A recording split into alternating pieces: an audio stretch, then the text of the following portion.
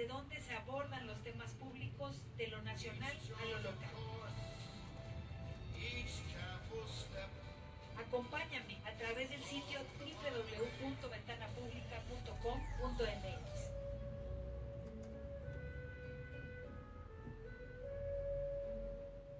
Te espero.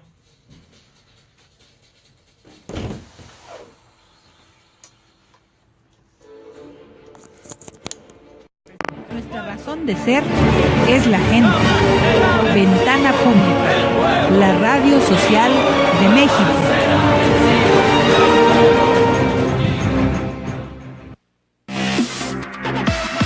Todos los comentarios vertidos en este programa son responsabilidad de quien los emite.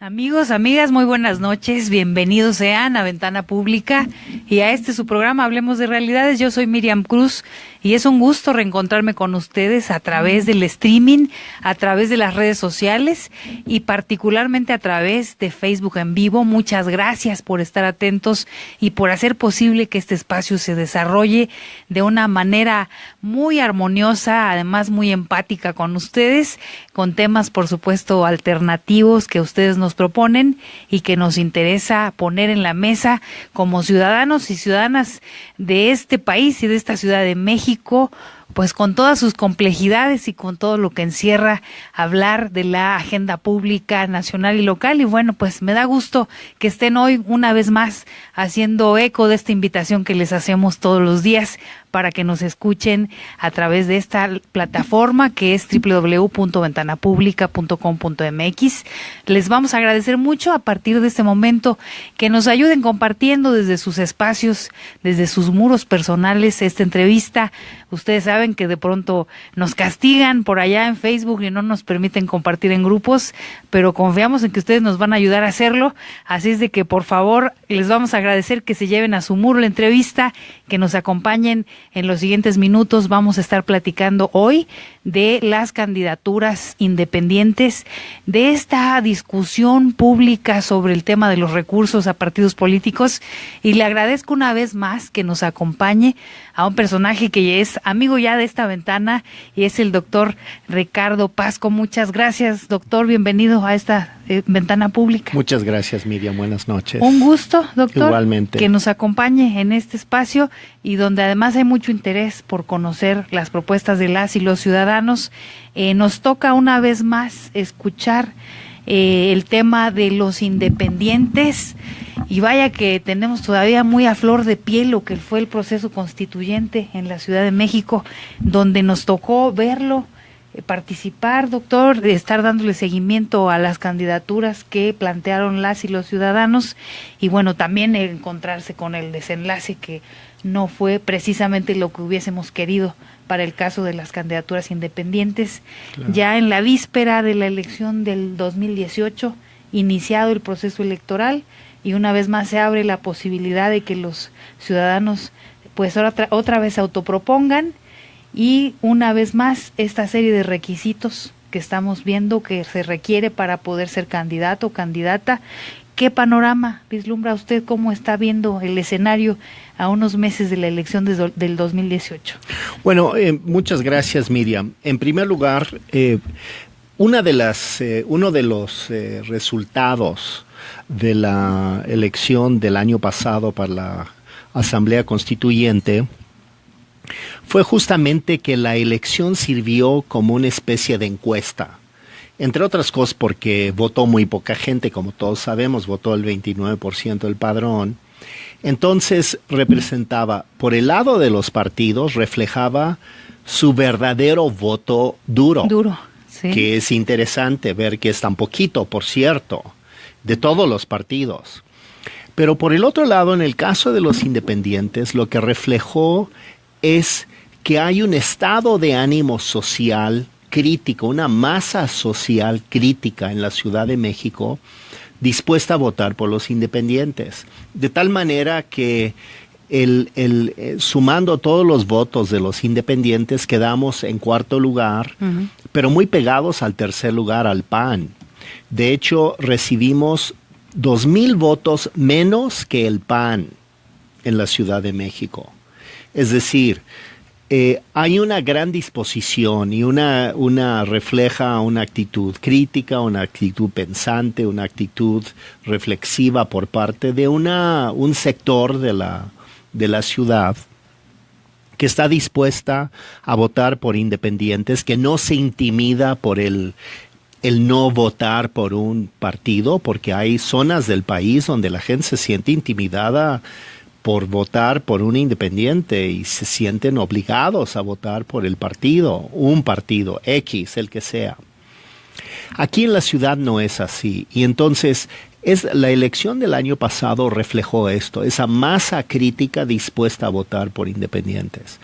Lo que estamos viendo ahora para el 18 es que está creciendo esa masa crítica. En los últimos meses ha estado creciendo.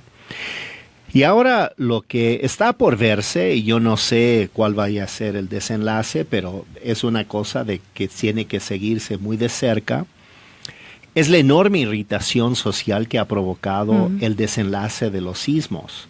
La irritación es tan grande que, por ejemplo, yo estuve el sábado pasado en la explanada de la delegación Benito Juárez con un grupo muy amplio de ciudadanos en una convocatoria muy libre, muy abierta. Hay quienes critican la convocatoria diciendo que venía de un partido o de intereses particulares. Puede ser, yo no sé. A mí no me consta, pero lo que sí sé es que fuimos muchos ciudadanos que no somos de ningún partido y que expresamos nuestras opiniones en ese evento simplemente con el hecho de estar ahí protestando. Entonces, yo veo que hay una masa crítica muy irritada, veo la incompetencia inconmensurable de la autoridad para manejar las cosas del post-derrumbe.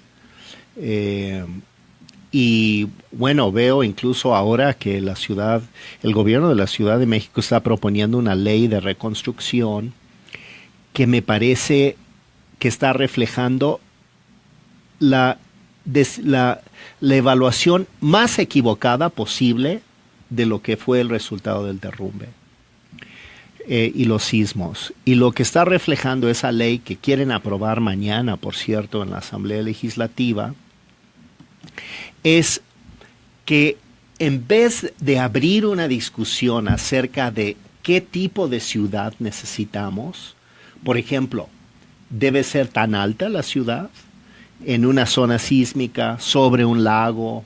O sea, podemos ir aprendiendo de la experiencia, no tenemos que ser tan torpes como para no sacar conclusiones.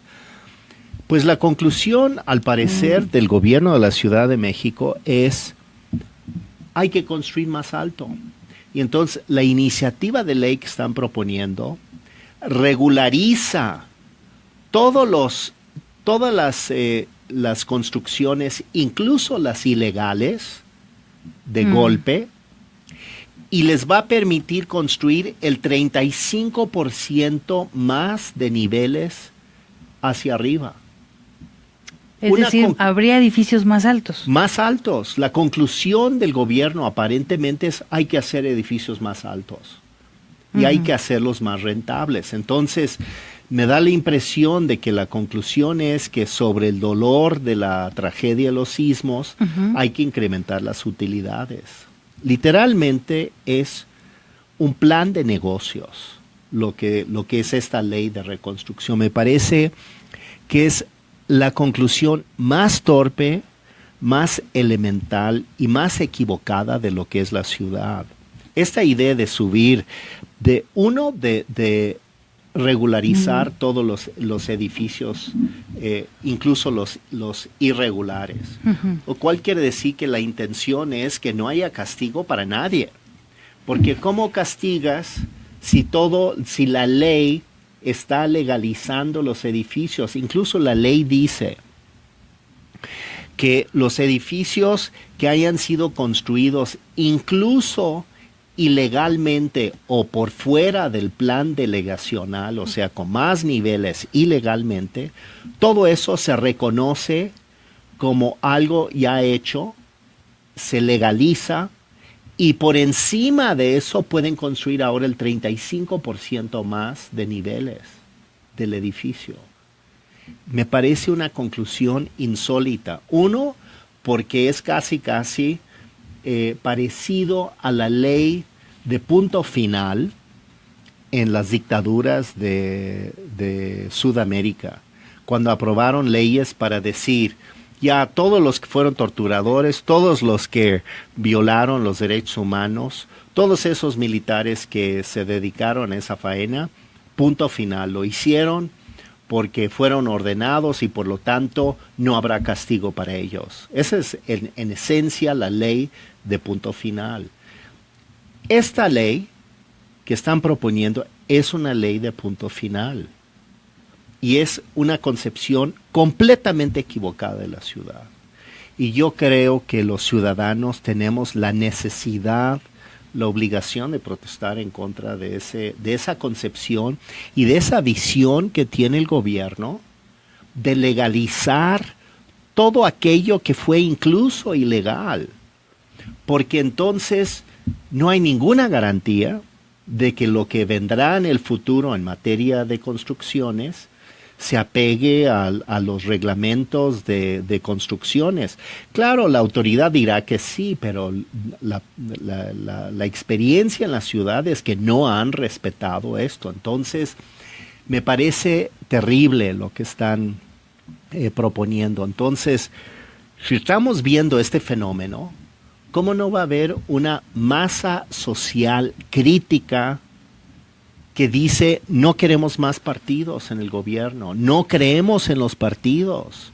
Y es lo que está diciendo la gente, no creemos en los partidos.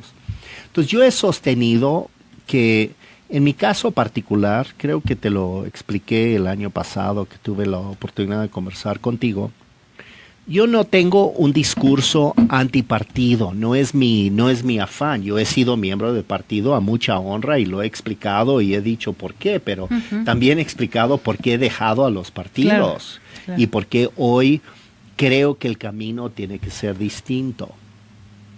Y en ese contexto, Miriam, lo que pienso hoy es de que urge tener en la ciudad gobernantes que no estén atados a los intereses de los partidos. Y me van a perdonar todos, pero todos los partidos, sin excepción, tienen un conjunto de intereses que los atan, especialmente a los desarrolladores de la ciudad. Así ha sido la dinámica. Especialmente desde Andrés Manuel con el Bando 2 que él emitió y que es el inicio del desastre desde mi punto de vista inmobiliario en la Ciudad de México, todos los gobiernos desde entonces han tenido vínculos con los desarrolladores. En el caso de Benito Juárez, por ejemplo, donde gobierna el PAN desde entonces, no son del PRD, pero se han acomodado en la lógica de la complicidad con el boom inmobiliario. Entonces, aunque es del PAN, hacen exactamente lo mismo que el PRD y la gente de Morena, porque finalmente todos ellos han sido gobernantes de la ciudad, aunque estén ahora empleitados, ¿no? Sí, aunque ahora ya estén unos en otra. Todos se pelean entre ellos, pero finalmente todos ellos en realidad nos han gobernado. Sí. Y han creado este fenómeno inmobiliario terrible. Pero te digo, Miriam, lo que me horroriza de verdad es esta ley que quieren aprobar mañana, que es una ley de punto final, que tiene como lógica de fondo la impunidad de lo que se hizo antes, como si pudieras decir, muy bien, borrón y cuenta nueva, de aquí en adelante todo es distinto. Pues no es el caso. Y además, incluso yo diría, no es posible resolver los problemas estructurales de construcción de una ciudad segura para la población, es decir, buenos edificios bien construidos, donde deban ser bajos, que sean bajos, donde pueden ser un poco más altos, que se permita con regulaciones, etcétera. Pero todo eso no se va a lograr si hay impunidad hoy. si hoy se regulariza todo lo que se hizo antes. Claro. Si se regulariza todo que es lo que desde mi punto de vista hace esta ley, nosotros vamos a ir a una situación donde la impunidad va a seguir reinando y la corrupción y la complicidad entre funcionarios y desarrolladores. Y es el peor escenario e insisto, la peor conclusión de lo que nos enseñó los sismos. Claro. Los sismos nos enseñaron otra cosa, que hay que repensar la ciudad, no simplemente profundizar la dinámica que ya venía abierto desde hace años. Entonces, yo francamente me declaro horrorizado por la iniciativa de ley que ha presentado el jefe de gobierno. Me parece que sería un despropósito enorme, pero me lleva otra vez al tema independiente. Sí. Si no hay gobernantes independientes sin la atadura de los intereses de los partidos, va a ser muy difícil resolver esto. Entonces necesitamos gobernantes que puedan combatir la impunidad, que puedan combatir la corrupción en serio y que no llegan con esa enorme, pesada cola de intereses construidos previamente y acumulados y pasados de generación en generación, que es también lo que nos enseñó el PRI en su forma de gobernar el país. Pasaron la factura de generación en generación y hay que romper con eso. Muy bien, doctor. Usted ya nos abrió más el panorama en relación específicamente hablando del tema de esta ley. Estaba yo recordando ahorita que lo escuchaba sobre la caída de un sistema de Sedubi hace unos días. Nos sorprendieron con esa noticia. Pensamos que sería una cuestión temporal. Hasta donde sé, sigue sin poderse reparar el asunto del famoso sistema. Y analizando toda la información del 85 y lo que ocurrió hace unos días, en pleno 2017, otro sismo el 19 de septiembre, habría elementos de seguimiento que se perdieron, según entiendo, con esta caída de este sistema, y hemos platicado muchas ocasiones ya en esta mesa sobre la necesidad de que sí haya responsables de lo que acaba de ocurrir en la Ciudad de México, porque en muchos casos se trata de construcciones incluso que se habían entregado hacía 9 meses. En Benito Juárez justamente ocurrió, por ejemplo, que se derrumbaron edificios que habían sido entregados muy recientemente y que hubo personas muertas, ¿no? Entonces, cuando usted pone en la mesa este tema que además es tan importante para el desarrollo de la ciudad, ¿no? Y para la preservación de la propia vida humana, porque estamos hablando de que eso, falleció de la seguridad gente, ciudadana. Así es, porque no se acataron las normas, los reglamentos, como siempre, no hay quien los ejerza, ahí están, pero quien los acata, o más bien desconocemos quién sí los acate, pero hoy nos enteramos de que pasan tragedias como la que acabamos de vivir, que pudieron haberse evitado de haber acatado las normas, ¿no? Entonces, ahorita que usted nos pone eso en la mesa, estaba yo pensando, justamente, si no hay ahora tampoco la posibilidad de encontrar responsables de todo esto que acaba de ocurrir, entonces una vez más vamos a reescribir lo que ya vivimos hace 32 años, donde hubo 0 responsables. Claro. No, es muy preocupante la situación porque uno ve, por ejemplo, la delegada de Tlalpan dice que es culpa de otros. Sí. El delegado de Coyoacán dice que él no fue. El delegado de Benito Juárez demanda a los desarrolladores a quienes acaba de aprobar todos sus proyectos y les dio la apertura de su obra. Es decir, todos se lavan las manos, nadie asume la responsabilidad. Así es. Y lo hacen también con la esperanza de que nos olvidemos del asunto y de que cada uno de ellos entonces que tiene intenciones o interés políticos puedan avanzar y que no les afecte. Pero yo insistiría incluso yendo más lejos. Yo creo que en una sociedad donde no hay corresponsabilidad, la capacidad de señalar y definir responsabilidades específicas, donde nadie es responsable nunca. Es una sociedad que no puede curar ni enterrar bien sus muertos, ni resolver qué es lo que tiene que hacer a futuro para que no haya más muertos. Una de las grandes diferencias que yo detecto así simplemente a bote pronto con relación al comparativo entre los dos sismos, el 85 y ahora el 2017, que yo viví los dos. Yo en el 85 era diputado federal y era parte de una comisión que creamos en la Cámara de Diputados para atender todo el tema de los sismos aquí en el DF.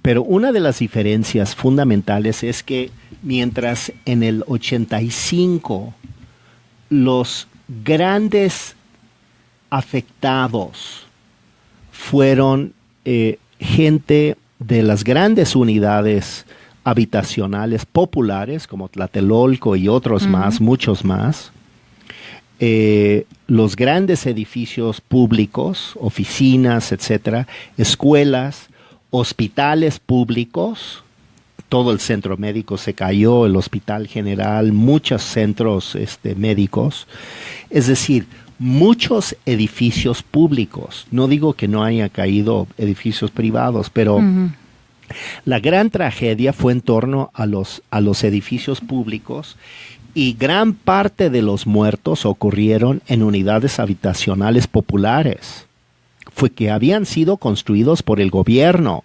Todo eso fue construido por el gobierno. Hospitales, escuelas, oficinas y unidades habitacionales. Hoy, en el 2017, es completamente diferente. Hoy son desarrollos privados, producto del boom inmobiliario que empezó López Obrador en el 2000. Así es. Eso es lo que estamos viviendo. Pero incluso alguien diría, no, pero también se cayeron edificios de antes del 2000. Sí, o se ladearon muchos edificios. Pero ¿cuál es el tema aquí? Los edificios que se cayeron, un ejemplo claro es la escuela Rebsamen, que fue construido, según leí, en el 85, la parte baja.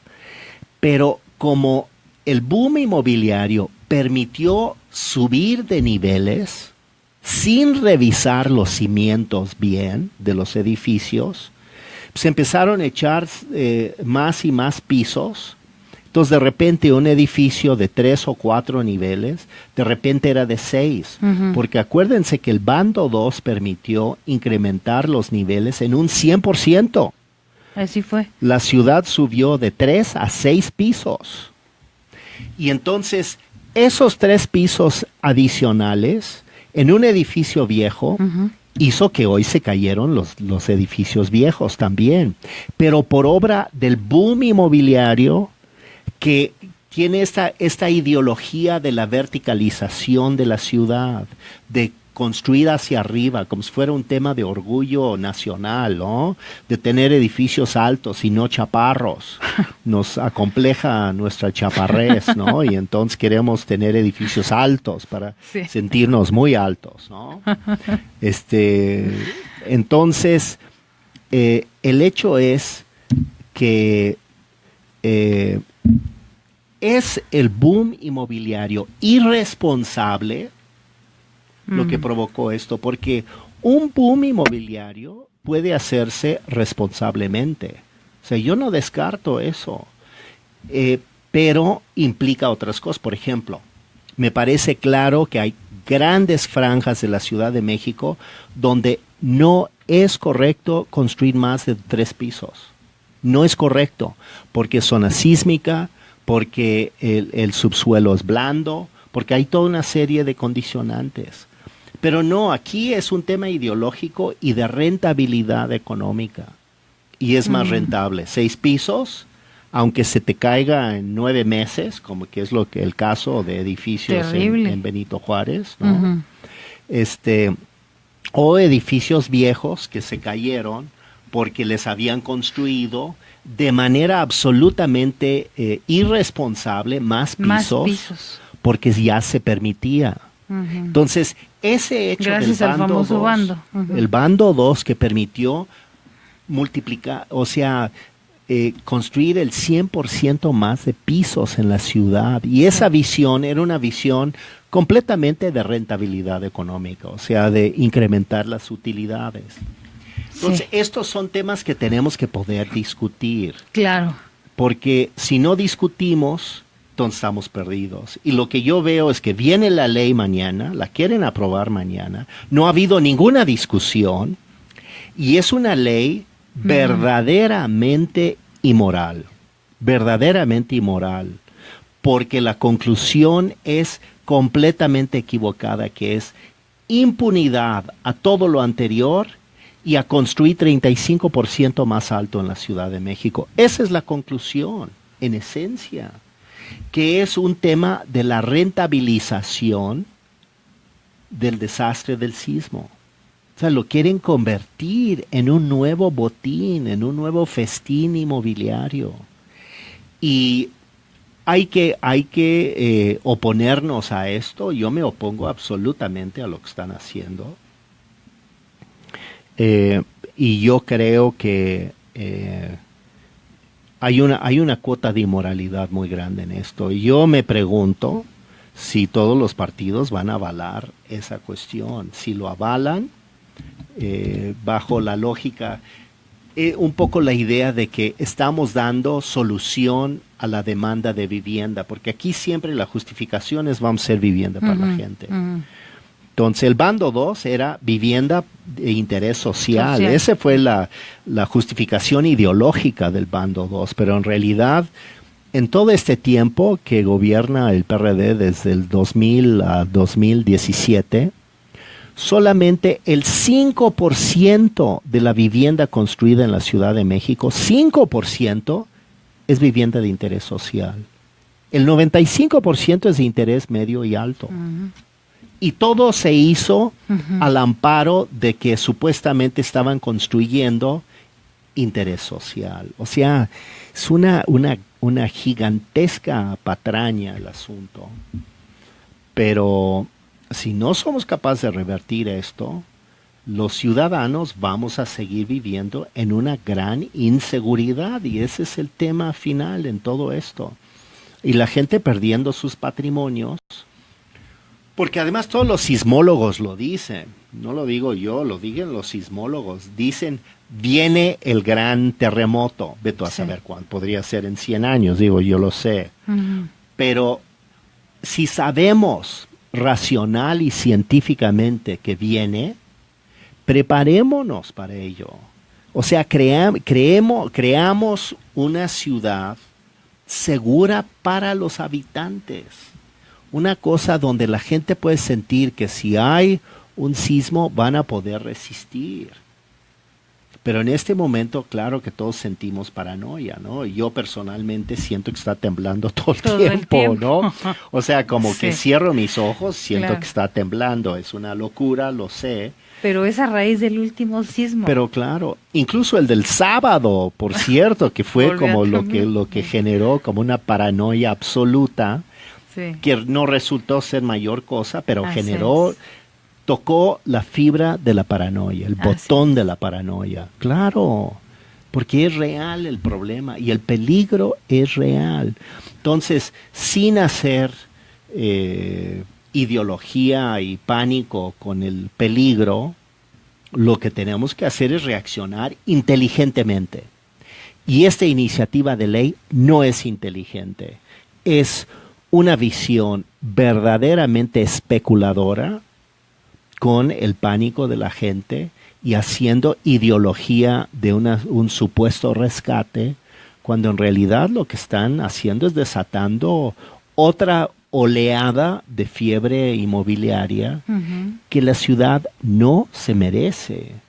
La ciudad merece una planificación inteligente de largo plazo, basado en el atlas de riesgos, para saber dónde sí, dónde no, cuándo sí se puede construir alto, con qué condiciones, y asegurar que se haga con esas condiciones, y donde no, que se haga correctamente para las zonas determinadas, ¿no? Hace unos días publicaron lo de la famosa zona cero. ¿Usted tiene esa información? Sí. Que decía de las colonias que están en mayor peligro. Hablaban de la delegación Cuauhtémoc, de Miguel Hidalgo, de algunas colonias de Azcapotzalco, etcétera, etcétera. Entonces, quiero suponer que en esta nueva idea de la nueva ley estarían contemplando que en esas delegaciones en particular no debe construirse edificios de mayores pero pisos. no está planteado, No está planteado así. No, así. es que no está planteado así, ese es el problema. Pues es que ellos mismos lo publicaron. No, claro que sí, pero esa es la locura en la que estamos. Caray. Exactamente. No hay ninguna garantía de que lo que guía el esfuerzo es, por ejemplo, el Atlas de Riesgos, que dicen que ya lo van a publicar y que publican partes que hay partes que son secretos de Estado y otras partes que puedes saber como la mitad de una partecita, etcétera, etcétera. Pero el hecho real es que el Atlas de Riesgos debiera ser como el punto de partida para ver dónde construimos, dónde no. Y no hay ningún indicio en la ley de que eso es de así. que eso sea. O sea, no hay mención del tema. Eso Entonces, sí es muy preocupante. Entonces, ¿cuándo aprendemos la lección? O sea, ¿será posible que somos tan obtusos que no aprendemos? Que no aprendemos. Doctor, le voy a leer algunos comentarios que ya llegaron. Dice Alejandro Torres, uno de los problemas de que la Ciudad de México sea tan alta es que aglutina las actividades económicas y en ese proceso de urbanización atrae a la población de los estados cercanos, conformando una megalópolis.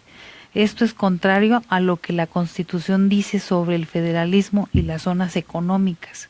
Personas de Hidalgo, Estado de México, Puebla, Morelos, etcétera, buscan empleo en la Ciudad de México, mas no su residencia. Gracias Alejandro Torres por escribirnos. Está Alejandra Salazar, nos envía saludos. Sandy Monroy dice interesante tema, saludos. Igual para ti Sandy, un gusto que nos escuches y nos escribas. A Pomares Bortoni, también nos envía saludos. Dice buen tema. Javier Cordovilla, hay cosas que no cambian. Efectivamente, no es Javier, es Caber Cordovilla. Hay cosas que no cambian, estoy de acuerdo. Doris Martínez nos envía saludos, muchas gracias por estar atentos. Oscar Antonio Borjas, está Carmen Simón que nos escucha en Chicago, igual nos envía saludos. Doris Martínez, muchas gracias. Oscar Cruz, saludos compañera. Y Abigail Vasconcelos están atendiendo ahora sí que nuestra transmisión en Facebook en vivo. Muchas gracias por estar ahí atentos y sobre todo nos interesa saber lo que opinan de lo que estamos comentando aquí. El tema hoy son candidaturas independientes y estamos planteando precisamente desde la perspectiva del doctor Ricardo Pasco, pues cuáles serían estos grandes temas que las y los ciudadanos pues independientes tienen que retomar, ¿no, doctor? De pronto usted planteaba el asunto de los partidos y coincido con usted en que muchos candidatos de los partidos responden más bien a intereses de los partidos, no necesariamente los intereses de la comunidad. Y eso es una cuestión que nos tendría que preocupar ya, porque la elección está a la vuelta, en 10 meses habrá elecciones otra vez y nuevamente se elegirá presidente en México y volvemos a lo de siempre, ¿no? Hay planteamientos nada claros, hay ofertas políticas que se quedan pues en ofertas y en ofrecimientos que no se concretan y ciudadanos que no conocen la propuesta de los candidatos y que van a ir a votar por ellos. Por eso la importancia de analizar lo que los ciudadanos independientes están planteando y por supuesto nos interesa saber desde la óptica de alguien que además ya participó en otros comicios también desde esta trinchera independiente, que es el caso suyo, cuáles son los nuevos requisitos que estaría estableciendo el Instituto Nacional Electoral y qué tan accesibles son para los ciudadanos que quieren postularse. En las experiencias anteriores pues fueron complicadísimos de cumplir. ¿Cambiaron? ¿Son los mismos? ¿qué nuevas posibilidades se abren para los ciudadanos que no están o que no se van a registrar con las siglas de un partido? Sí. Bueno, sí han cambiado un poquito. Ajá. El tema de la recopilación de firmas sigue siendo como el requisito de fondo, es decir, que uno puede demostrar que representa un interés o una posibilidad de participar en la contienda con una serie de firmas de gente. Entonces, yo creo que ahí hay buenas noches. Hay un tema que es interesante Sí. de ver y de aquilatar en este proceso. Ahora, el año pasado se requirió el 2% de firmas para ser candidato constituyente aquí en la Ciudad de México. Ujú. Con la Constitución se bajó al 1%. Okay. Entonces ha habido un cambio. Pues ahora en son ese menos firmas las son que les menos están firmas. pidiendo. Y por otro lado, a nivel federal se mantiene el 2%. Lo que estamos viendo ahora en el registro de candidaturas que ahora se están dando y se están reportando en los medios Sí. son candidaturas federales. Ujú. Son candidatos a presidente, candidatos a senadores y candidatos a diputados federales. Y también los candidatos a jefe de gobierno de la ciudad, porque el jefe de gobierno es el que más firmas tiene que recopilar. Entonces le están dando más tiempo. Será hasta diciembre que se registren los candidatos a diputados locales de la Ciudad de México y los candidatos a la alcaldía. En vez de los delegados, ahora serán alcaldes, ¿no? Con su respectivo concejales, una lista de concejales, 10 concejales cada candidatura. Entonces, lo que se está planteando ahora en el caso de la Ciudad de México es que a partir de diciembre hasta febrero tendremos la posibilidad de recoger firmas y ahora se va a hacer a través de una app en el teléfono, recogiendo las firmas en una app en vez de a mano como se hizo el año pasado, que generó muchas suspicacias y muchas críticas. ¿Se va a registrar directamente en la app? Directamente se tomará una foto de ambos lados de la credencial de la persona que autoriza que dar su firma, y esas fotos se enviarán directamente a como un cajón que estará registrado en el INE de cada candidato, y automáticamente se dirá es válida la credencial y por lo tanto válida la firma, o no es válida porque o la credencial está vencida o porque ya firmó para otra persona y no puede para dos, etcétera, ¿no? Sí. Es decir, casi en tiempo real se va a ir viendo cómo se va acumulando firmas.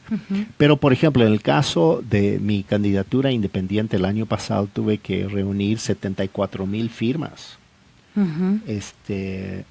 Y ahora tengo que reunir para poder ser candidato independiente a la alcaldía, en el caso de Benito Juárez, 3,500 firmas. Entonces, la verdad es que se vuelve mucho más local y más particular y más factible. Entonces, creo que ahora tendremos más candidaturas que el año pasado, pero son para todos los puestos ahora. Alcaldías, diputaciones, jefe de gobierno en todo caso, los concejales. Entonces cada candidato a alcaldía tiene que llevar sus 10 concejales con sus suplentes, etcétera. Entonces, pues hay un esfuerzo que hay que cumplir requisitos que son relativamente factibles. Una persona, un un joven que quiere ser candidato a diputado federal en Benito Juárez, me estaba comentando el fin de semana pasado que él siente que la delegación le está bloqueando las firmas a través de los comités vecinales. Y yo le dije que yo no creo que eso vaya a operar muy bien, porque en realidad pues uno va con su teléfono o con sus 2 o 3 teléfonos, los que sean, de amigos, de gente que acompaña al presunto candidato o candidata, y pues o se por va lo menos pidiendo, al aspirante. y va pidiendo la firma a la gente en el mercado, en los conocidos, los vecinos, distribuido en toda la delegación, porque tiene que estar distribuido equitativamente en toda la delegación. No es una sola colonia, tiene que estar más o menos equilibrado en toda la delegación, y hay una fórmula ahí del 35%. Por ejemplo, un ciudadano va a poder manifestar su apoyo a uno o más, o solamente a uno. Bueno, para cada puesto, para uno. Okay. Es decir, para cada diputado local, nada más uno. Para diputado federal, uno. Para presidente, uno. Para jefe de gobierno, uno. Para alcalde, uno. No puedes firmar por 12 cada puesto, pero puedes distribuir tu voto para todos esos puestos a distinta gente, porque pues, van surgiendo muchas candidaturas al calor, yo supongo, de incluso los acontecimientos recientes en la ciudad. Están como estimulando una mayor participación. Y un poco el enojo y la ira es un buen estímulo para la participación. Sí. Desgraciadamente, pero así es. Así es. Doctor, yo le quiero presentar a nuestro segundo invitado, que ya está aquí con nosotros y a quien le agradezco profundamente, el maestro Omar Eli Manríquez. Bienvenido, ¿cómo estás? Muy buenas noches, muy bien, muchas gracias. Mira, una disculpa porque venimos de clase. No te preocupes. Entonces fue un poquito difícil el trayecto. Llegar hasta acá. Sí. Omar Eli Manríquez imparte, ahora sí que cátedra en la UAM Iztapalapa, y para nosotros es un gusto que estés aquí. No, al contrario, el honor es para mí compartir con la mesa. Ya conoces al doctor.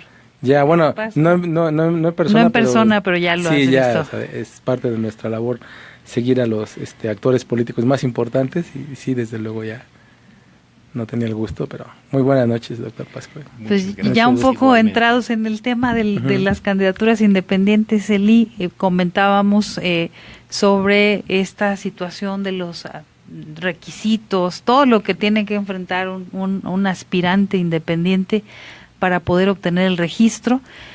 Nos comentaba el doctor, como bien escuchaba, sobre un poco ahora hay digamos una cierta flexibilidad en el tema de las firmas, que ha sido, creo, una de las situaciones que más impidió que en procesos anteriores la gente pudiera cumplir con lo que le pedía, en este caso, el Instituto Electoral Local, pues para poder competir, ¿no? Y yo le recordaba al doctor sobre lo que traemos todavía a flor de piel los ciudadanos aquí en la capital, que es el proceso constituyente, donde de todos los que levantaron la mano y estuvieron cumpliendo con todo lo que les pedían, solamente uno quedó como constituyente. Sí.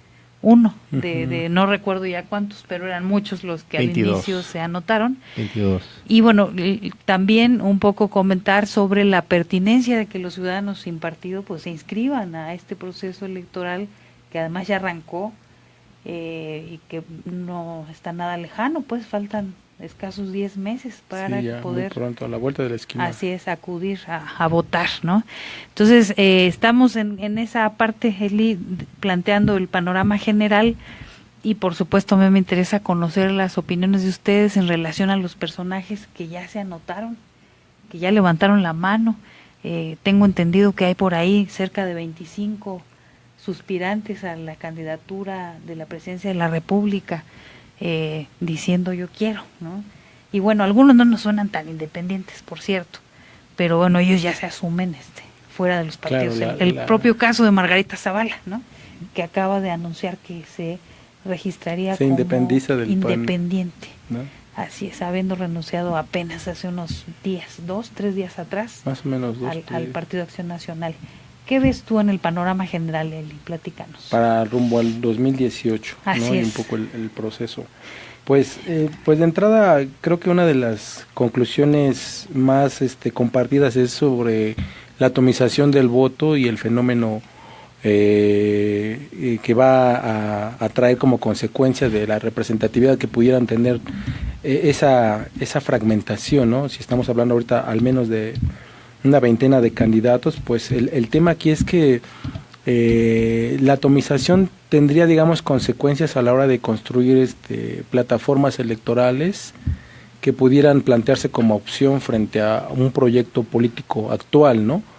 Creo que ahí es, digamos, que donde se está un poco más el debate encontrado, ¿no? ¿Qué tanto abona a una consolidación democrática que estamos viendo ahorita en riesgo por algunos retrocesos que hemos visto, por ejemplo, en materia de transparencia o de combate a la corrupción en este sexenio específicamente, y de algunos retrocesos en cuanto a libertades periodísticas, ¿no? Que desde luego tú sabes mucho más del caso por la propia experiencia, ¿no?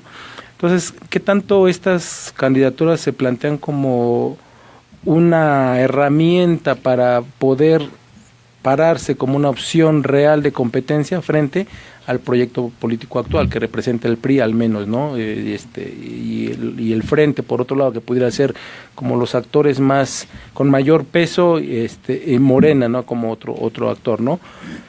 Y pues algunas de las opiniones pues van en ese sentido, ¿no? ¿Qué va a pasar, ¿no? al momento de votar? ¿Cómo va a transformarse esa multitud de opciones y de preferencias en una sanción a este gobierno? Porque si consideramos las elecciones como el momento clave de rendición de cuentas en la cual puedes sancionar a los gobernantes en turno, ¿qué tanto se va a convertir el voto en una herramienta de voto de castigo, de sanción al gobierno, ¿no? Si en realidad ese voto de castigo se convierte en una voto atomizado, ¿no? Que en realidad pudiera representar sí una disconformidad, pero que no va a tener una sanción si no le quitas el poder al gobernante o al proyecto político que actualmente fuera reprobado, ¿no? En unas elecciones en el 2018.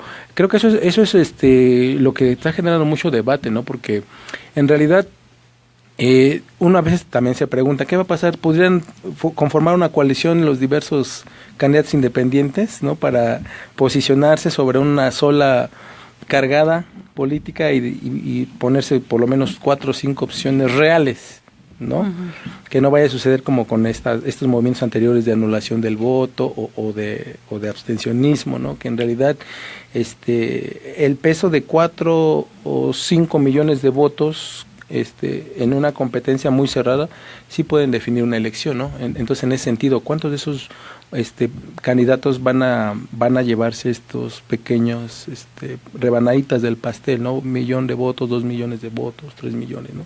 Y a final de cuentas, ¿cómo eso va a contabilizar para transformarse en una herramienta de sanción al gobierno actual, ¿no? Del PRI o algún otro gobierno que pudiera ser reprobado, ¿no? Por el desempeño que ha dado en las gubernaturas, ¿no? Al interior del país. Ya hemos visto, no sé si hace poco viste lo que publicó la información de Proceso Milenio y el Universal en una tabla que hicieron en una infografía de los 22 gobiernos con problemas y los aproximadamente 15 gobernadores que están sujetos a proceso, ¿no? Que son 12 del PRI, 2 del PAN, 1 del PRD. Entonces, de alguna manera el voto como herramienta de sanción sí enfrenta un dilema ahí, ¿no? Frente a una democracia que ha de alguna manera pulverizado la participación electoral en este escenario, ¿no? De muchos candidatos. Es una herramienta, claro, y es una buena señal de querer tratar de incorporar cualquier tipo de proyecto o postura y plataforma política en estos candidatos, pero la contraparte, ¿no? que deja ahí como un mal sabor es que qué va a pasar con la preocupación más importante actual, ¿no? De sacar a un proyecto político que ya, por ejemplo, si hablamos de PAN y PRI, pues ya llevarían 18 años, ¿no? Después de la alternancia y con un proyecto muy similar y que no ha dado resultados.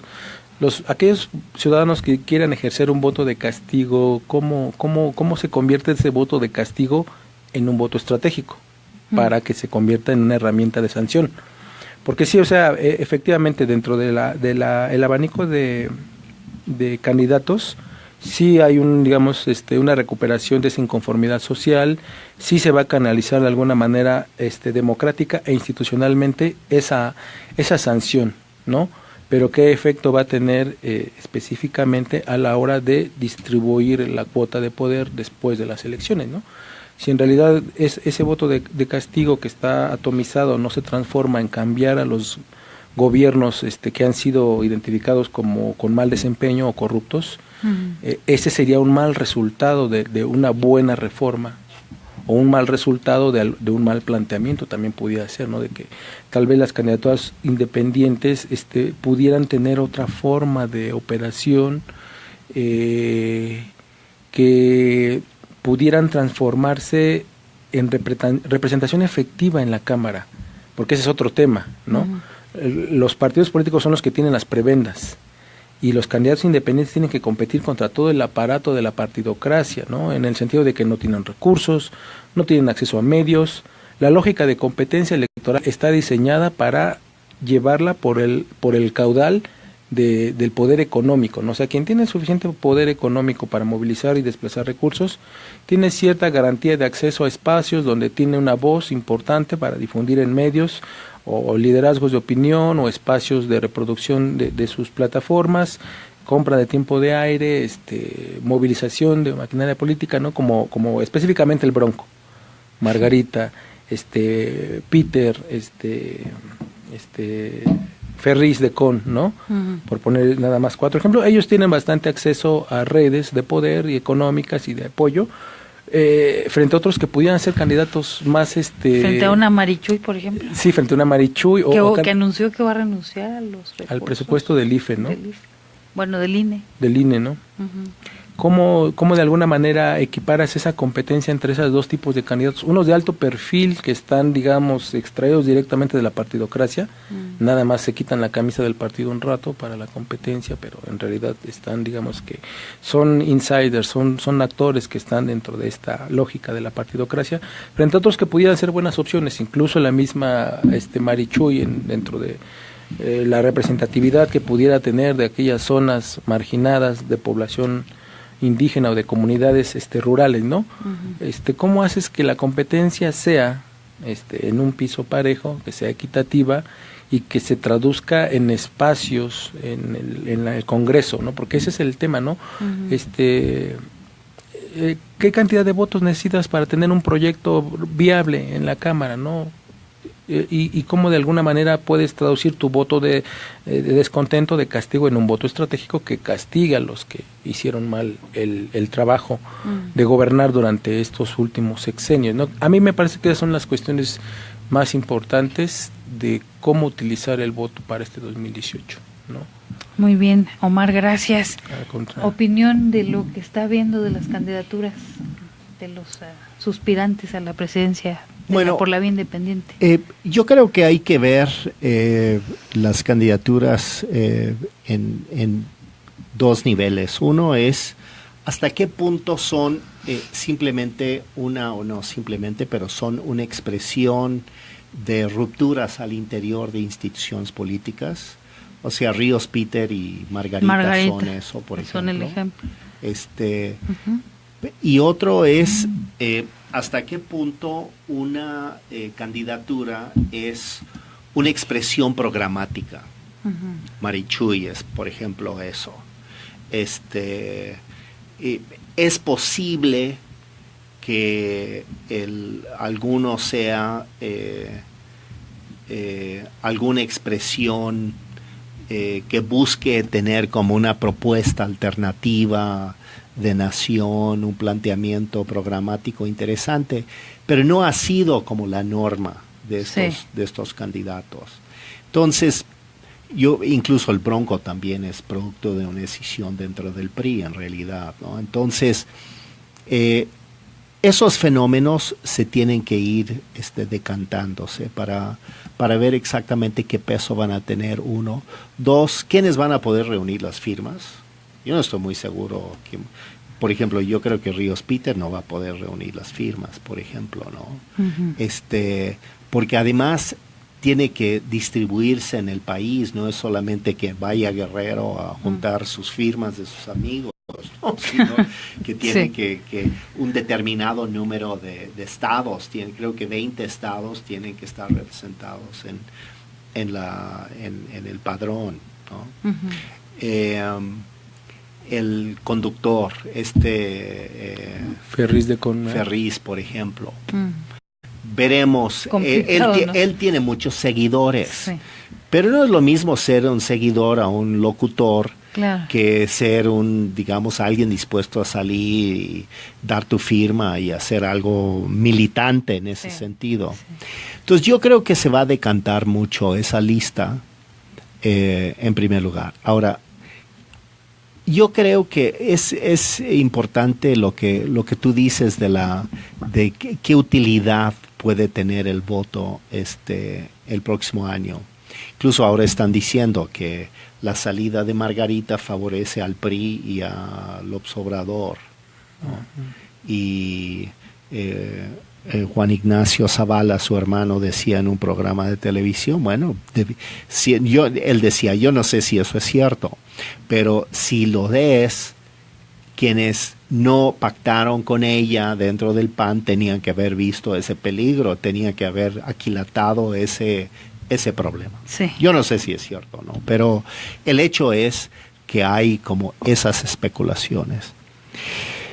Pero yo creo que lo que a mí me interesa es que las candidaturas independientes pudieran como representar una visión alternativa, no solamente un voto de castigo a los actuales gobernantes, sino una visión alternativa de algo posible, digamos, otro mundo es posible. Y yo creo que ellos tendrían la obligación de ofertar eso. Si no hacen eso, yo no veo que esas candidaturas vayan a tener mayor ni impacto ni éxito. Tienen que tener una propuesta alternativa atractiva.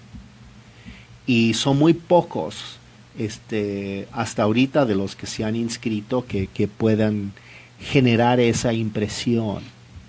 Yo creo en ese sentido que el próximo año vamos a estar debatiendo alternativas. O sea, yo creo que la elección del próximo año, incluso montado en el fenómeno de los sismos, va a suscitar mayor debate a lo que hemos visto antes, incluso más cuestionamientos. Más cuestionamientos, por ejemplo, a los planteamientos de Andrés Manuel, por ejemplo, ¿no?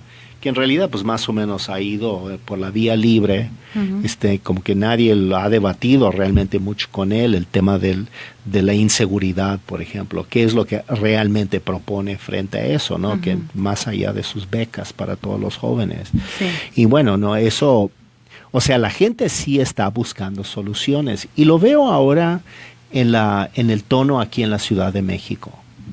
Lo vi en esta manifestación que hice referencia hace rato en la delegación Benito Juárez el sábado pasado.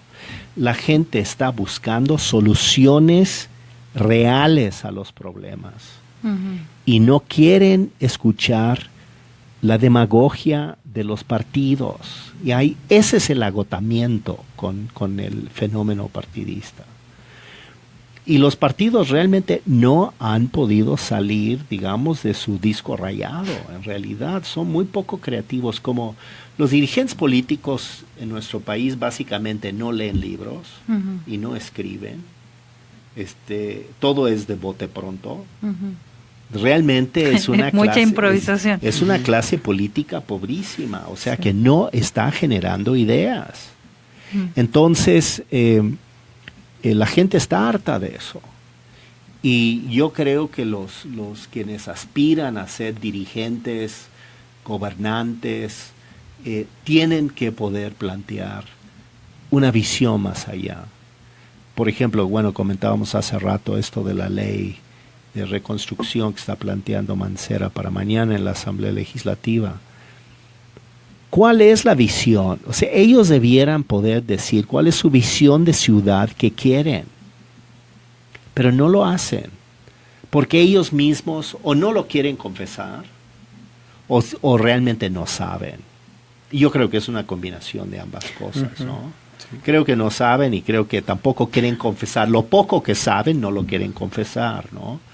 Entonces, nos tiene atrapados.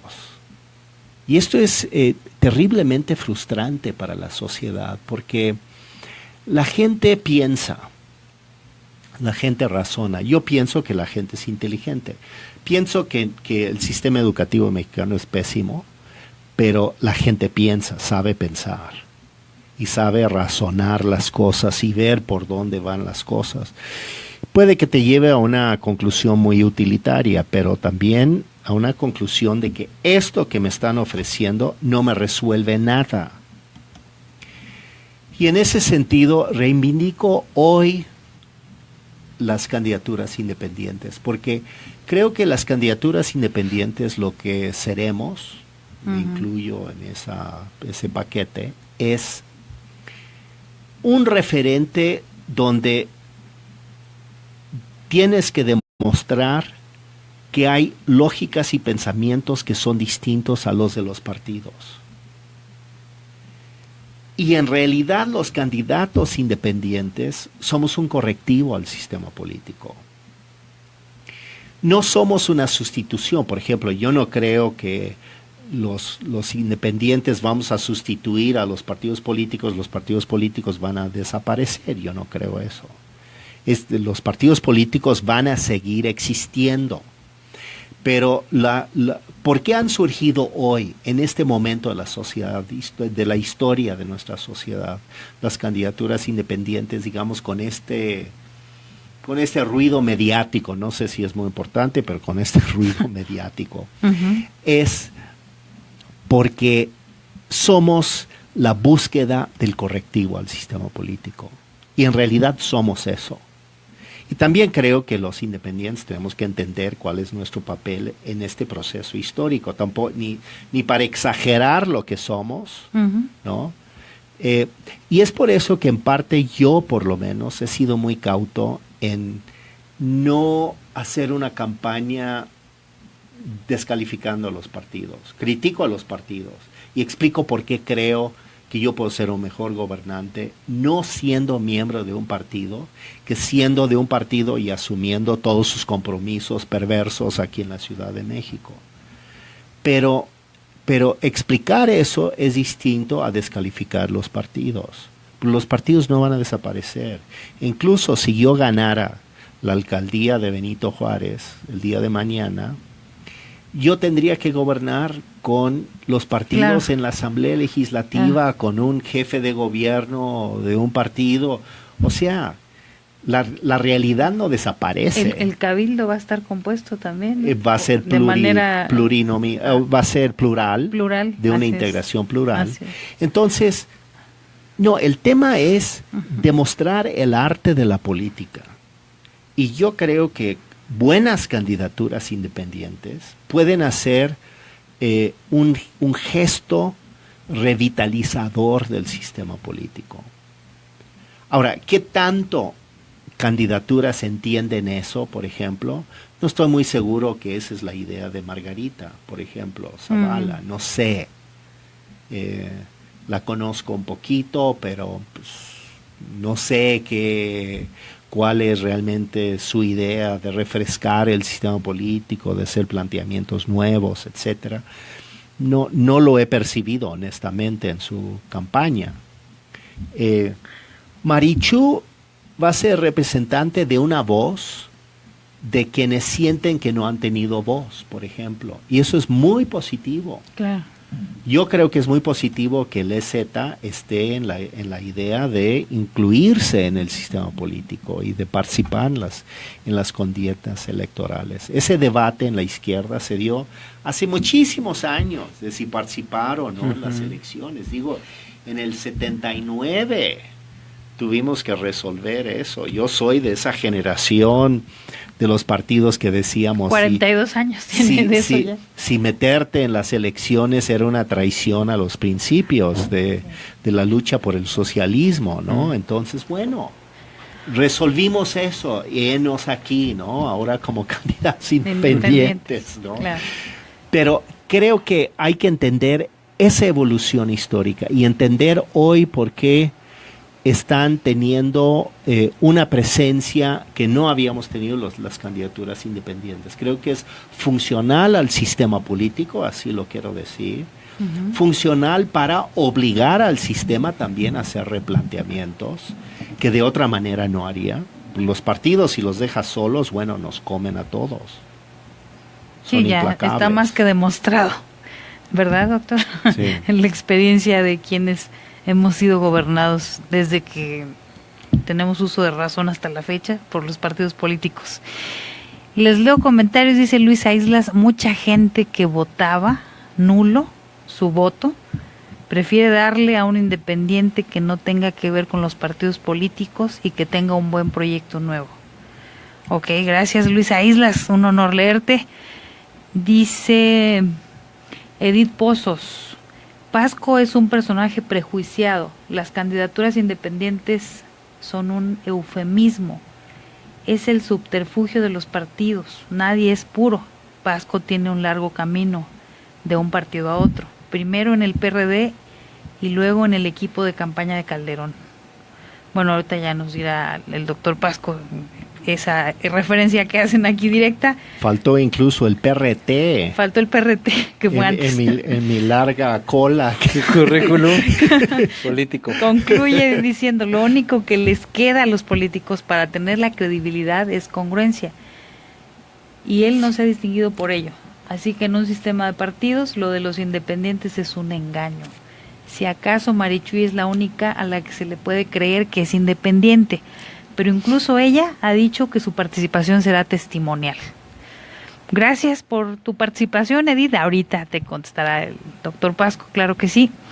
Nuevamente está Luisa Islas, dice hay que fomentar el voto útil para romper con este mal sistema de gobierno, porque en el 2000 fue el PAN con lo mismo y fue hasta peor el supuesto cambio, y luego lo que no queríamos muchos, volvió el PRI, como si hubiese sido un juego para esos dos partidos. Muchas gracias, dice Lorena Aragón, saludos, qué gran invitado el doctor Ricardo Pasco. Muchas gracias Lorena Aragón. Javier Cordovilla dice saludos a todos en cabina, ya lo saludé, gracias. Gracias. Emir, la dama de hierro, dice interesante el tema, te mando un fuerte abrazo. Gracias Emir, va de regreso el abrazo. Bueno, luego nos vuelve a saludar Luisa Islas, ya está leído tu saludo, Luisa, muchas gracias. Y Carol Bashira dice, edificios derrumbados, corrupción absoluta y todo por guardarse unos pesos para sus bolsillos.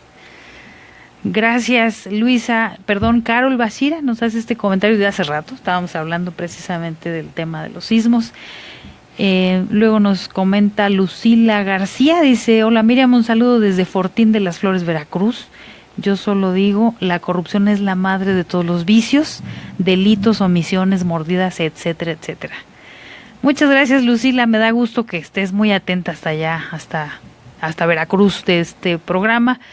También está Denise Pacheco, dice, ¿me podrían sugerir algunos artículos académicos sobre el tema de candidatos independientes? Cuando los candidatos independientes llegan al espacio de representación no cuentan con una fracción parlamentaria y eso les impide tener la igualdad de condiciones. Ya lo comentaba Elías hace un momento. También nos envía saludos Armando Molina. Muchas gracias Armando por estarnos escuchando. Bueno, muy bien. Esos son los comentarios que han llegado hasta el momento. Si gustan hacer alguna aclaración y demás. Primero el comentario sobre lo mío para que después tú comentes tus observaciones. Pero yo creo que hay una concepción equivocada sobre lo que es ser candidato independiente. Ya desde el año pasado me estaban diciendo eso y decían, pero tú siempre has sido de un partido y cómo puedes decirte independiente y eso es una falsedad, etcétera. Y es interesante la discusión, pero es una concepción completamente equivocada porque Si uno piensa que para ser un independiente uno nunca debiera haber participado en nada, es como que salí debajo de una piedra y por osmosis poder participar en la vida pública. No, al contrario. Yo lo que reivindico es justamente que el haber participado en partidos me ha dado una enorme riqueza, incluso experiencial, cultural, personal, de saber cómo operan, cómo funcionan. No soy un prejuiciado en contra de los partidos, pero hoy por hoy estoy convencido que necesitamos también combinar con gobernantes que no están atados a los intereses de los partidos. Y eso es justamente lo que yo defiendo en eso, y por eso sí soy independiente. Pues no soy miembro de un partido. Por eso fui candidato el año pasado como independiente a la Asamblea Constituyente. Pero yo no salgo debajo de una piedra ni soy producto de la osmosis. Hay generación espontánea. Sí, exactamente, no hay generación espontánea. Sí. No es una idea darwiniana aquí que funciona, sino que soy producto justamente de lo que yo considero que es una experiencia de vida que pongo a disposición de la ciudadanía, que por cierto agrego que fui embajador en Cuba, entonces además, además diplomático, entonces bueno, peor tantito si a esa lógica vamos, pero es una lógica equivocada. Yo lo entiendo y respeto lo que están diciendo, pero esa idea del independiente puro no existe y creo que no es deseable tampoco. Prefiero personas que tengan experiencia, conocimientos, pero que sean también capaces de explicar por qué están en lo que están, qué es lo que plantean. Y yo siempre he escrito. Si la gente quiere saber lo que opino, publico 2 veces a la semana en Excelsior, el domingo en el Heraldo de México, y expongo mis ideas. Y yo no temo el debate, ni temo la exposición de las ideas, ni el contraste de posiciones. Siempre ha sido premisa de mi vida pública. Entonces, no, yo creo que no es eso. Insisto, entiendo esta idea del independiente surgido de la generación espontánea, pero eso no existe y eso no sirve. Y creo que el independiente no es eso.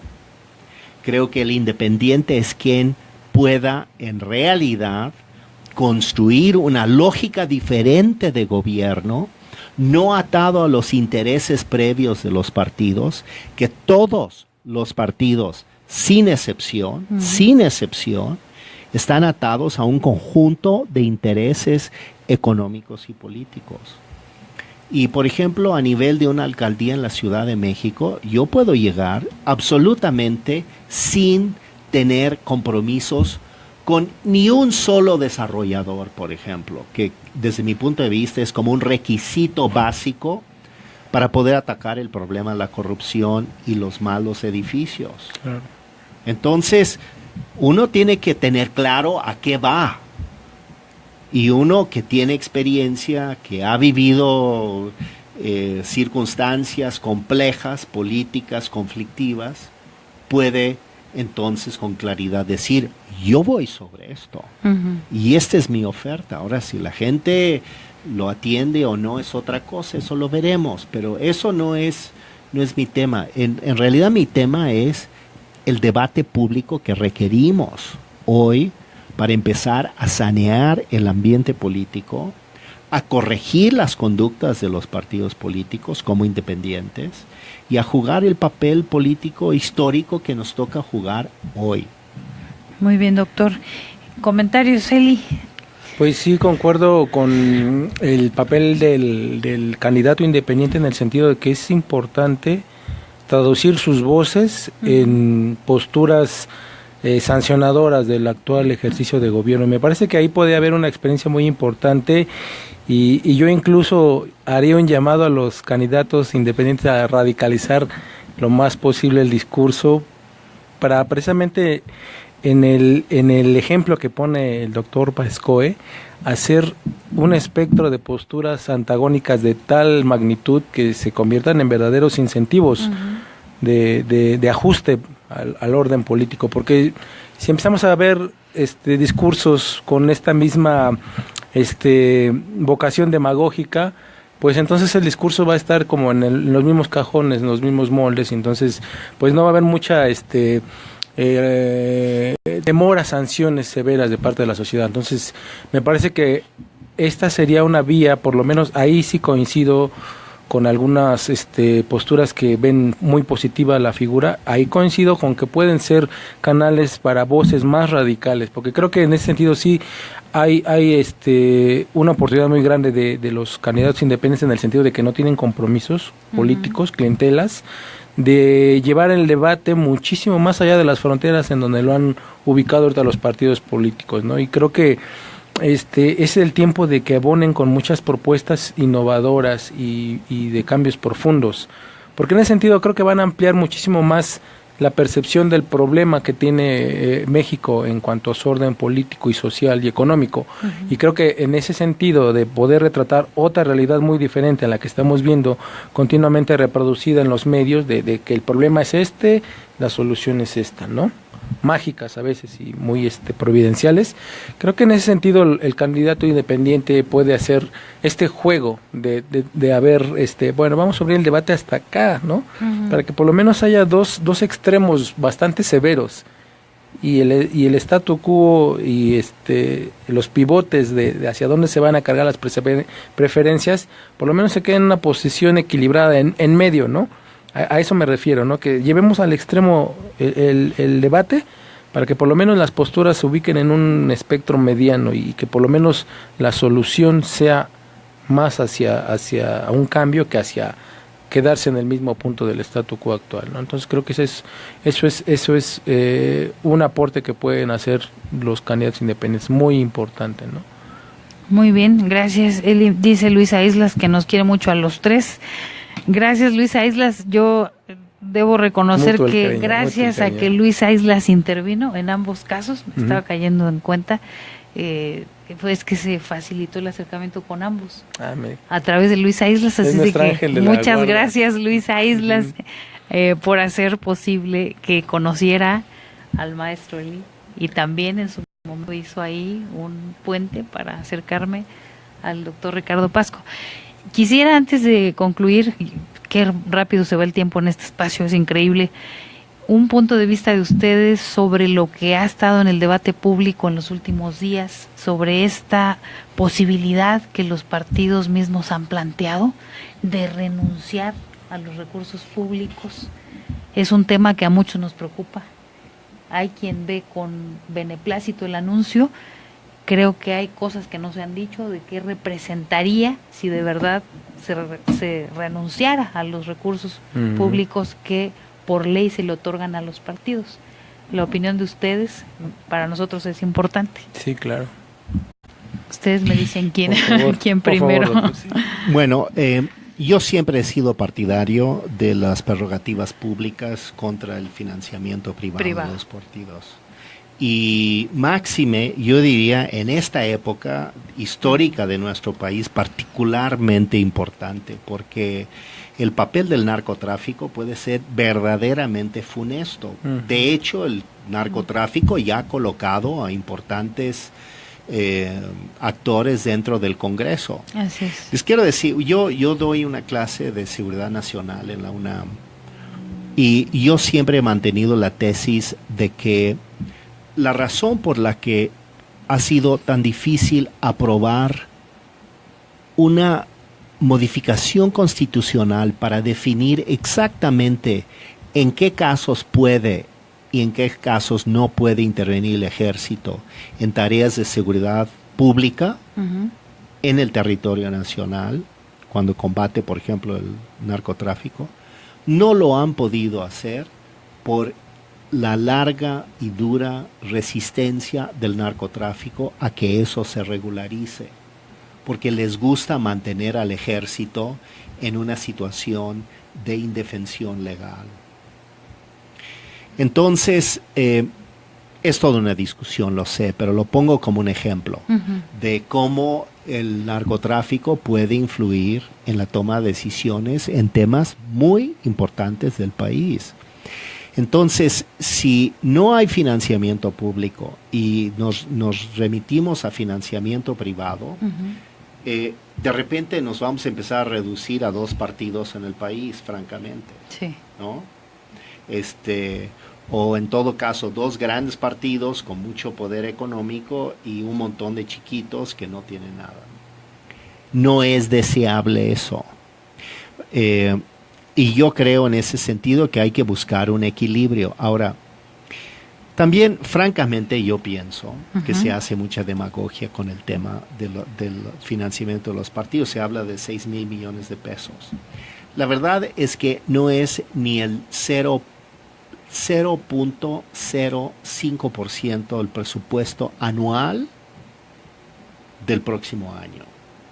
O sea, tampoco va a resolver el tema de la reconstrucción de México. Digo, para quienes piensan que ese es el gran tema, no es así.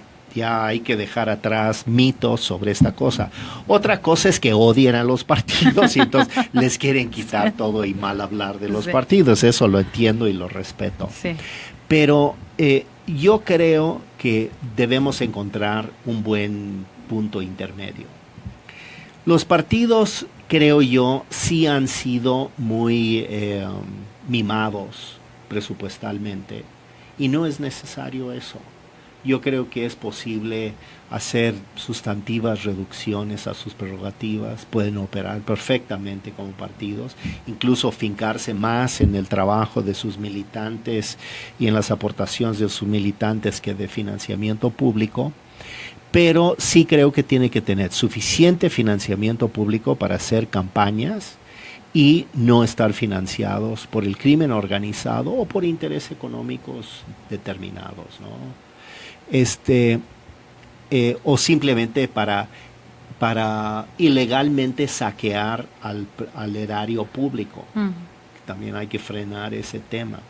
Entonces, creo que es delicado. Y nada más agrego un tema adicional que se ha planteado por ahí, que es eliminar los plurinominales. Yo creo que eso sería un error terrible, quitar los plurinominales. Creo que son un factor de equilibrio en el país, así como se crearon ahora concejales plurinominales para los cabildos o los consejos que vienen en la Ciudad de México, es porque el juego de la diversidad de voces es muy importante. Eso juega un papel muy importante, aunque sean minoritarios. El tema es escuchar, tener que escuchar voces diferentes. Entonces, yo no creo que fortalece a la democracia quitar plurinominales. Como tampoco lo han demostrado presupuestalmente, tampoco quitar los plurinominales resuelve el gran tema del reparto de la riqueza en México. Los problemas son muchísimo más grandes que eso, ¿no? Entonces, me preocupa que se haga mucha demagogia sin datos, sin una idea clara de qué es lo que tenemos que ir construyendo. El tema es la baja calidad democrática de nuestro país, eso sí, y el pobre desempeño de los partidos como representantes populares. Y lo que a mí me gustaría ver es a los representantes populares teniendo que responder mucho más claramente a sus gobernados. Lo vi el fin de semana pasado en la delegación Benito Juárez. Se reunió con una convocatoria en redes, así esas cosas espontáneas, a un grupo muy grande de vecinos, la gente muy enojada por todo lo que sucedió ahí con los sismos. La gente esperaba que saliera el delegado a platicar con ellos. Tenían un pliego de 10 puntos. Yo los publiqué en mi artículo en el Heraldo este domingo.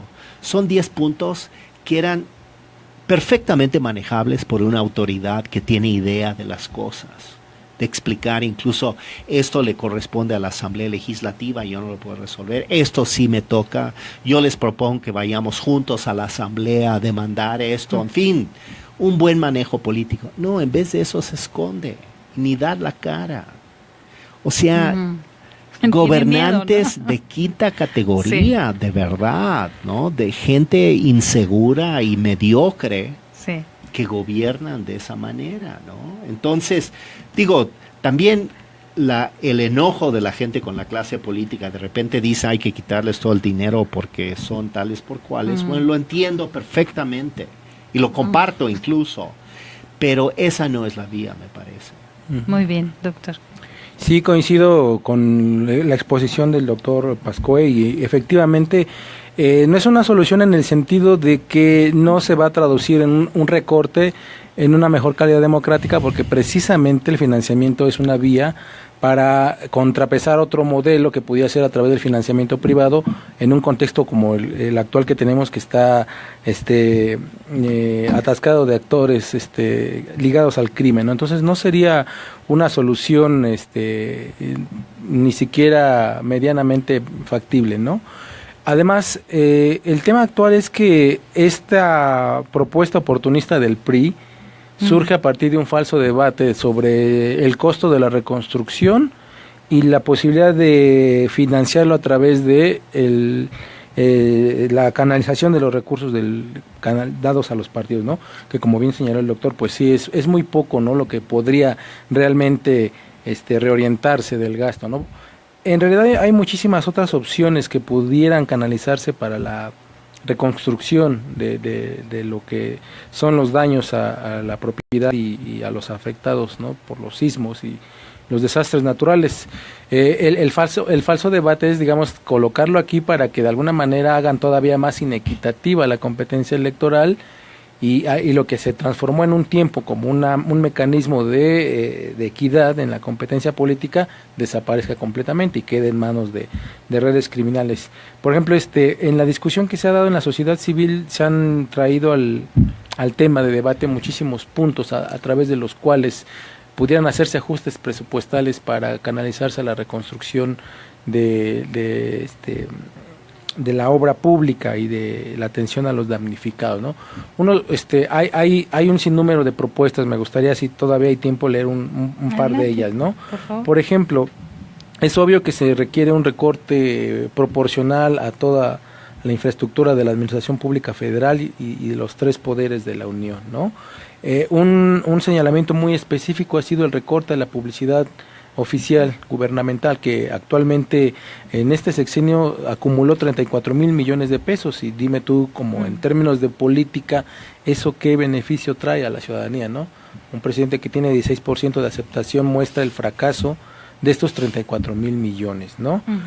Hay un sinnúmero de prebendas, ¿no? Por ejemplo, en la alta burocracia o los mandos, como lo que son bonos de puntualidad, pago de servicios médicos en instituciones de primer nivel o de lujo incluso, ¿no?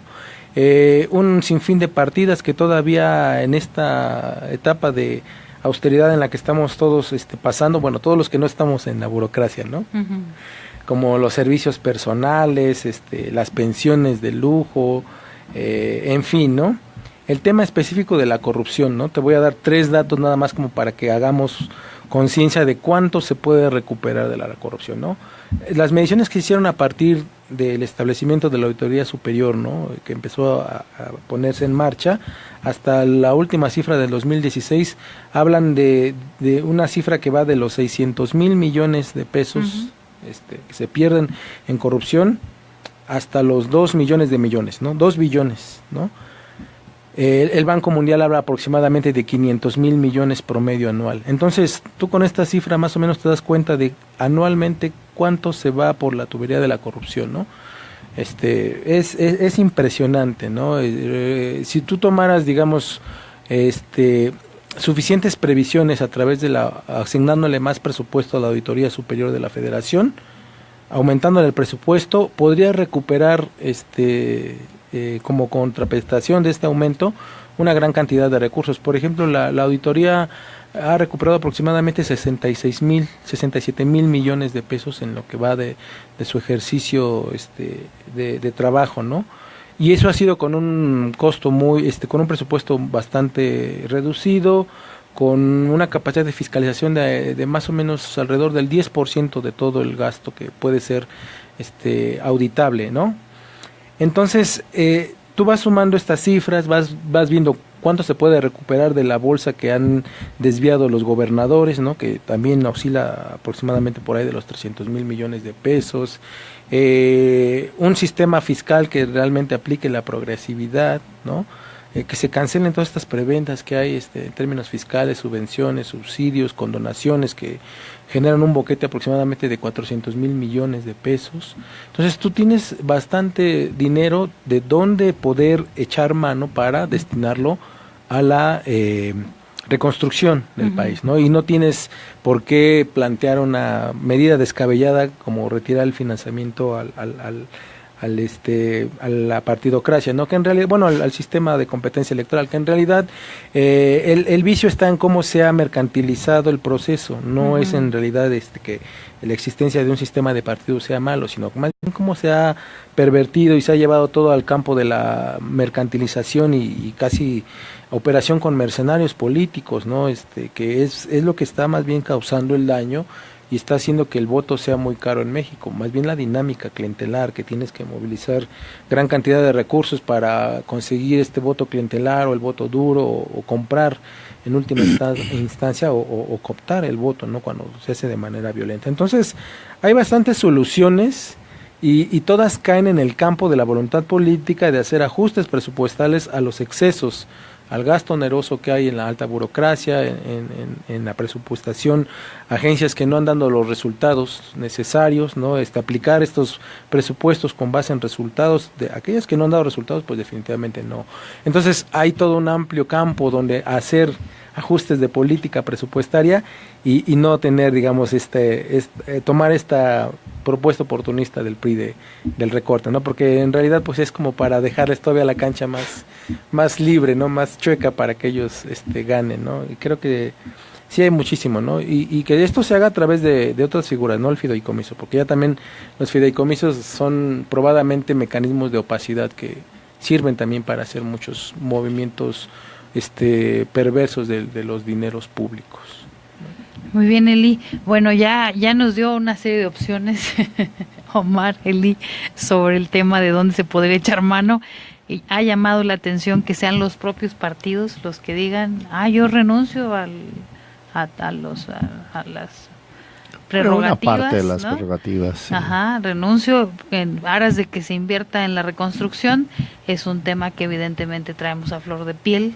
Los mexicanos también es evidente que responde a una presión de una sociedad que está harta de lo que estamos viviendo en términos de la corrupción, de la impunidad que van en incremento y que de pronto dices, personaje político, entonces automáticamente una desacreditación por dedicarse a hacer política y quien reivindica la política realmente son pocos, hay que decirlo. Entonces, de pronto esta cuestión de la discusión que no imaginamos muchos que tomaría las dimensiones que tomó, yo creo, ahora sí que mi percepción es que no pasará nada y que se quedará ahí, no lo sabemos, no me imagino a partidos que estén operando sin nada de recursos. Todos sabemos que para las campañas políticas se requiere dinero. Claro. Y mientras más fiscalizable sea, pues mejor, ¿no? Mucho mejor. Sí. Si sin no duda. es fiscalizable, entonces vamos a tener la anarquía absoluta. Es terrible. Es en terrible. las campañas que ya vienen, ¿no? Nada más, si me permites hacer nada más un señalamiento sobre el tema del gasto público, que me parece importante, especialmente referente al INE, porque también hay la idea de que el INE, bueno, es un pozo sin fondo. De gastos, pero en realidad hay algo que no tomamos en cuenta. En todos los países de Centroamérica y Sudamérica tienen su tarjeta de identidad de ciudadanos, todos. O sea, cuando uno va, incluso cuando uno va como extranjero a vivir en un país, yo viví en Chile, hice mi maestría allá, y yo tuve que ir a que me dieran mi tarjeta de identidad como ciudadano, que servía para todo, para ir al banco, para identificar lo que fuere, ¿no? Aquí quien hace las veces de esa tarjeta de identidad es la credencial del INE. Entonces, en sentido estricto, si viéramos la experiencia del resto de América Latina, yo diría que todo ese presupuesto está en lo que es el equivalente de la Secretaría de Gobernación. O sea, las secretarías de Gobernación de toda América Latina son quienes emiten las tarjetas de identidad nacionales y de extranjeros, porque además está encargado del tema migratorio, ¿no? Entonces, en sentido estricto, si le quitamos al INE el presupuesto que representa hacer la credencial del INE, se reduce a la mitad el gasto del INE. Es decir, lo digo porque a veces no nos damos cuenta de lo que cuando estamos hablando de lo que se gasta. De lo que está bien. Porque, ¿no? sí, porque incluso organismos extranjeros han dicho, bueno, nosotros mismos lo decimos, las elecciones mexicanas son las más caras del mundo, mira lo que cuesta, y mira lo que el presupuesto anual del INE, más lo que dan los partidos, bueno, qué barbaridad. Pero en realidad, si le quitamos esa función de la tarjeta de identidad, que existe, insisto, en todos los países, en realidad se reduce a la mitad del presupuesto del INE, porque es carísimo el tema de la credencial del INE, porque no lo pagamos, uno no va a la oficina del INE y lo paga, ¿no? Claro. Para tener la tarjeta, te la dan. Y cuántas veces solicitas en función de tus cambios de domicilio, o se pierde o lo que sea. Y es todo un sistema de informática para controlar eso, sí, ¿no? En Argentina, en Chile, etcétera, esa tarjetita se utiliza para votar también. Entonces hace las veces de tarjeta electoral. Entonces tenemos que verlo con cuidado, porque en realidad la tarjeta que hace el INE ahora es una tarjeta de identidad nacional, porque tiene el CURP, tiene tu RFC, tiene tus 5, 8, 10 huellas digitales, tiene no sé qué otros datos, no recuerdo ahorita, pero o sea, cuando que alguien que lo puede escanear, pues ve todos los datos de uno, incluso en los bancos lo pasan por un lector de la tarjeta para ver si está el CURP de uno y si el CURP de uno corresponde a tu número de cuenta. Sí. O sea, realmente es una tarjeta ya de identidad nacional, es una cosa que va más allá de la cosa electoral estrictamente. Sí. Entonces, decir que eso es un gasto electoral, en sentido estricto, no es así. Nada más quería hacer el señalamiento, porque a veces como que nos vamos también con nuestra propia retórica, ¿no? Sí, sobre las cosas, y nos tropezamos en nuestro odio. ¿No?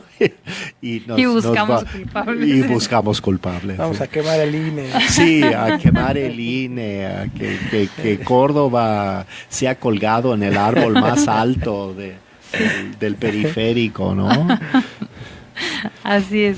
Muchas gracias por esa precisión, doctor. ¿Quieres agregar algo más? No, en realidad agradecer nada más esa invitación, compartir el espacio con alguien tan importante para la política nacional como el doctor Pascoe, y agradecer nuevamente a tu audiencia que nos sigue, a ti que tienes la amabilidad y el carácter para seguir manteniendo este canal de comunicación, a nuestra ángel de la guarda, Luisa Islas, ¿no? Sí, claro. Donde hay que hacer un programa con Luisa. Con Luisa, sí. Sí, claro, está invitada sabe Luisa. Mucho también del tema de cómo operan el INE a ras de suelo. Estado muy bueno, ella sí lo conoce, sí, a fondo y en la operación. Sí. Claro. Así es. Y bueno, pues un saludo a toda la bandera mexicana, como dicen. Pues yo les agradezco, doctor. Muchas gracias a ti, Miriam. Maestro Lee, un gusto que me acompañaran hoy. Hay muchos temas que seguir platicando.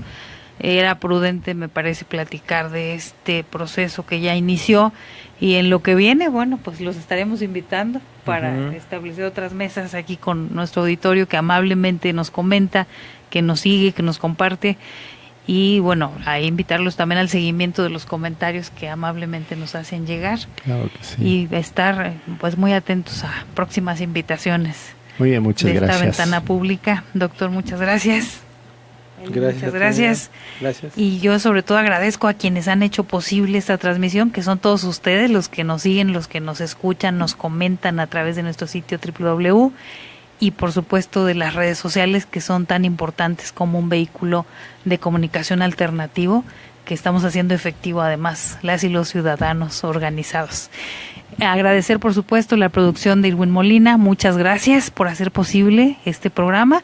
A Manolo, que hace la transmisión además de manera ejemplar, muchas gracias.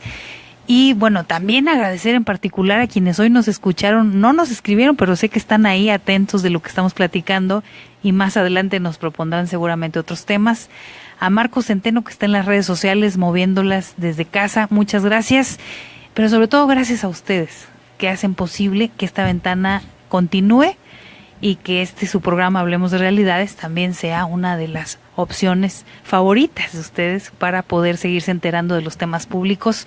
Yo soy Miriam Cruz, les dejo un abrazo muy grande y nos escuchamos el siguiente miércoles. Muchas gracias. Todos los comentarios vertidos en este programa son responsabilidad de quien los emite.